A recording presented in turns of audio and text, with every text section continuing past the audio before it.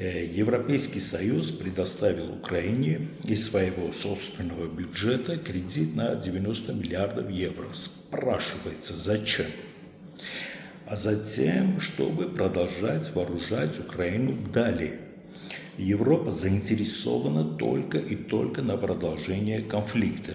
И поэтому к католическому Рождеству, это срок, который дал Трамп Зеленскому, чтобы тот принял мирный план Трампа, по моему мнению, Зеленский не будет ничего подписывать.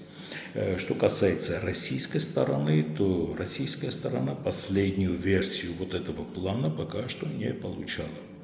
19 и 20 декабря в Майами состоялись переговоры между США и Украиной.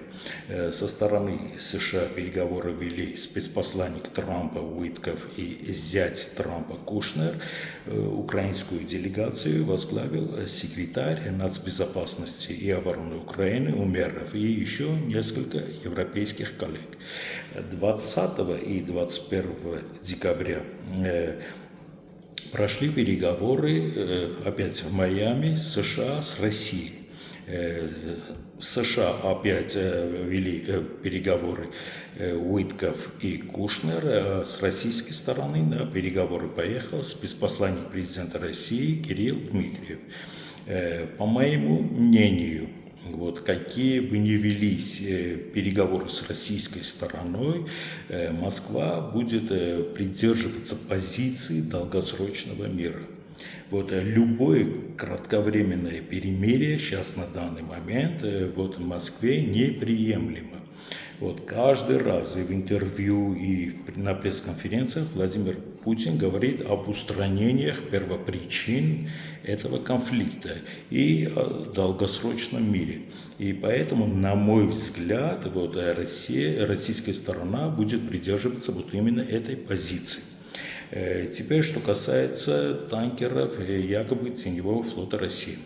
За последние 2 месяца украинская сторона нанесла удары по судам якобы теневого флота России.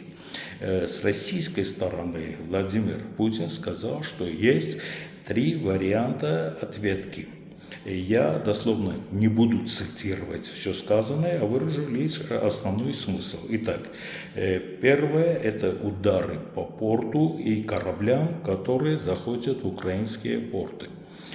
Второй вариант – это возможные ответные меры против судов тех стран, которые помогают Украине проводить эти пиратские акции. И третий вариант – отрез Украины от моря. Так вот, по моему мнению, если украинская сторона будет и далее продолжать наносить удары по якобы теневому флоту России, то российская сторона придержится третьего варианта, а именно отреза Украины от моря. По мере развития ситуации посмотрим, что будет дальше. Друзья, подписывайтесь, всегда будет много интересного.